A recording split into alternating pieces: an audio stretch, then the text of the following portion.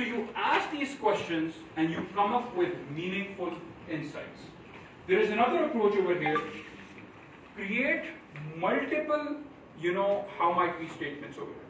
So we've got someone who's working in the healthcare industry. Create multiple patient profiles. Keep the layout simple. Use autofill to reduce repetition. Autofill over here is, just a way to kind of add in patient details. Now you've created 3 distinct how might we statements. These statements can help you ideate solutions. So one of the departing thoughts as we move to the next stage is, make sure that your how might we statements and your point of view statements are multiple. Make sure that you're capturing that detail from your interviews and your observations. And make sure you're engaging and critiquing your team members and you're getting feedback from different stakeholders. And stakeholders is a funny term which I feel like is often overused. You're not just talking to your shareholders, and shareholders essentially over here are just your customers, and you're talking to people who might not even interact with your product. You're getting critique from them. So it could be, people who could be possible investors, could be people who are competitors. You're talking and engaging with them, right? So this is the define stage. Next, we move on to something which is ideate. What do you think really is ideate? How do you ideate solutions? Anyone?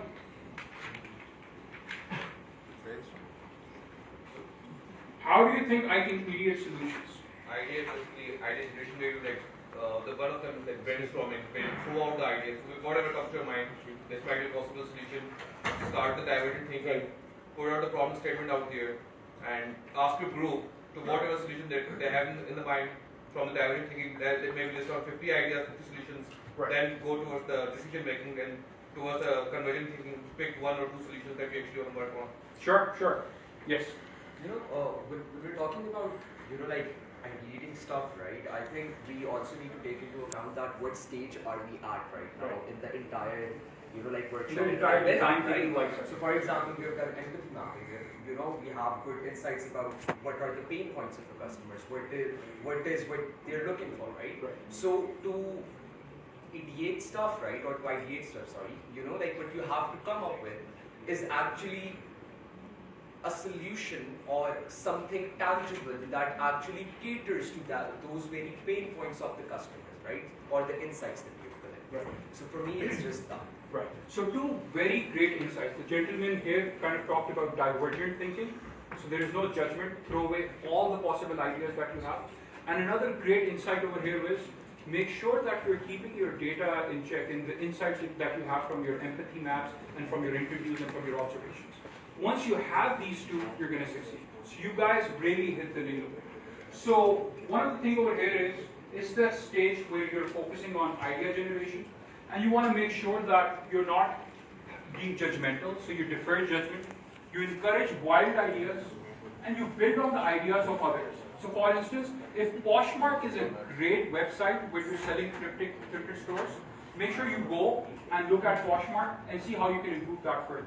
Make sure you can kind of make that small, minute change which would be so meaningful for your users. Maybe that's the pivot that you really need, right? Go for volume over here. We're not looking at just 1 or 2 ideas. As many ideas as possible. Because most of the startups that succeed are the startups that made a pivot at some stage, right? And it's not about the idea. I can stand here and talk to you about developing the next Tesla, but until and unless my execution is not there, I pretty much have nothing. So this stage is extremely important. Go for volume and then have 1 conversation at a time. So talk to 1 member, look for solutions, then talk to another. And make sure that you're giving headlines to different ideas. So you're giving topics. So this could be 1 screen to my mobile app. This could be 1 particular idea that I'm focusing on, which comes at the later stage of my product, right? And one of the things about ideating is you prepare yourself for idea generation, right? And it has to have some kind of, this spiritual aspect to it. Man, I have to innovate right now. I have some insights. So you rub your hands, you close your eyes, and you start thinking out loud, see how you can address your pain points, right? You write fast, and you're always being visual. You're having fun as a team, because if you're not having fun at your startup, Why go through all the pains and all the, all the trials and tribulations of starting a company? Go work for a bank. Go work and, enjoy your life.